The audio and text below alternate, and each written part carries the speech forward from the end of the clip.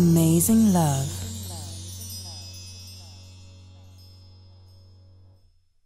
We're back, viewers, with the second segment of this program, Amazing Love. In today's program, we're talking to Mrs. Garwe. Before we took a break, she was explaining to us the type of life that she was living.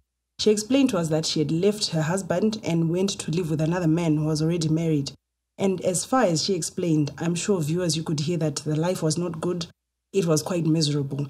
Before we took a break, Mrs. Garwe, you told us that your life changed when you went to UFIC. Can you tell us how you met the prophets of God? I've got my firstborn, a daughter, who was married. Then son-in-law, he knows about Prophet Emmanuel Makandiwa. I said, can we accompany me to go to EFI? Then FIC, then we go in a Tuesday service. Then while I was in the service, Prophet came. Then I manifest, I want to kill my daughter, and said, why you bring me the demon manifest and say so? That night, while I was at home, I manifest 7 demons, one after another in its shape. So I realized I was born again 2 years in a certain church, but now, what's this? Then I know this is the home. So what happened? Did you have an encounter, a personal encounter with Prophet Makandiwa? Yes, in a Tuesday service, there is a questioning and answer. It's another Tuesday, not that the first one. In another second Tuesday service, there is a questioning and answer. Then I had a chance to pick it up.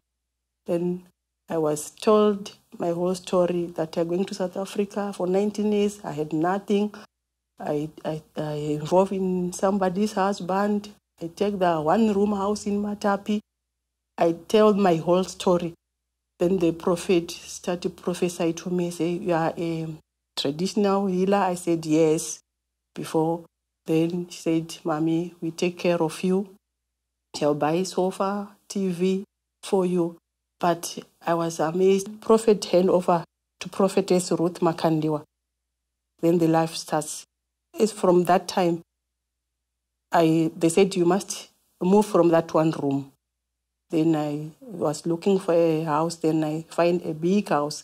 And they said, now, this is the house you can stay. You're saying when you're in the Tuesday service, the prophet started to tell you about your life. Yes. How did that make you feel? I feel I'm amazing. I said, God, because in UFIC we are plenty people, but if you are picked up, I was amazed because I wondering why I go to South Africa for those years. Some people, they buy houses, they buy cars and do, but me, I nothing on my hand and I'm still suffering. Then I want to know what's the problem. And you mentioned that the prophet prophesied that you're a traditional healer. Was that not bringing you any money, any income? No, because they are in a process. They said if you cook, they must have some traditional beer to represent that spirit to start working.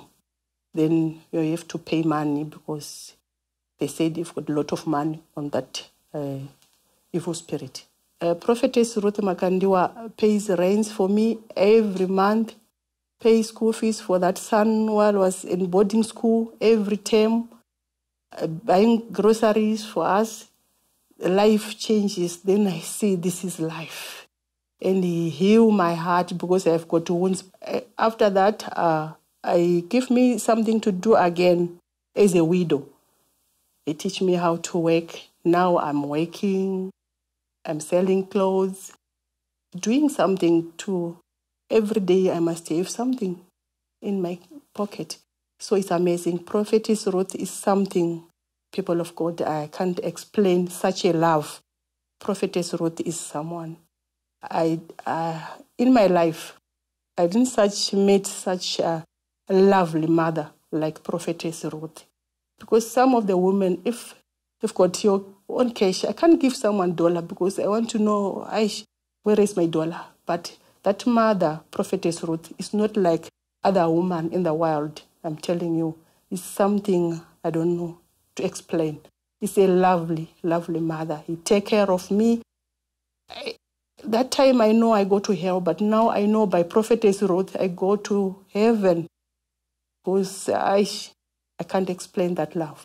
She's a lovely mother. When you looked for the 4-roomed house, did you have much confidence in the word of Prophetess Ruth Makandiwa that they would take care of you?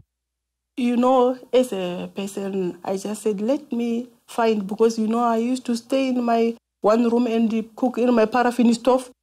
I thought, otherwise, let me find, then I'll see. So when you moved when you found the 4-roomed house, what happened first? You moved to the house, or the Prophetess Ruth Makandiwa bought things for the house? What happened? Can you take us through after you found the house? After I found the house, we just sleep on the floor without a bed, without wardrobe. We put our clothes in the bags like we are going somewhere, but we are still in the house. We cook in our paraffin stove, a panda one. We don't have a kitchen unit. We just put our plates in the tin. We just sit in the dining room, because it's 4 rooms. We've got tin. We've got our tin. We use like a stool, like a couch. We set up our buckets to make couch. So we sit there. And there's a spare bedroom for my son. Just sleep on the floor again, because no bed, no anything.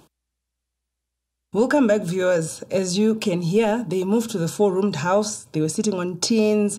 There was really nothing there because they came with nothing from where they were staying. But we'll continue with her journey. We'll continue with the story and really hear how Prophetess Ruth Makandiwa transformed not only the house, but their lives as well. Stay with us. Amazing love.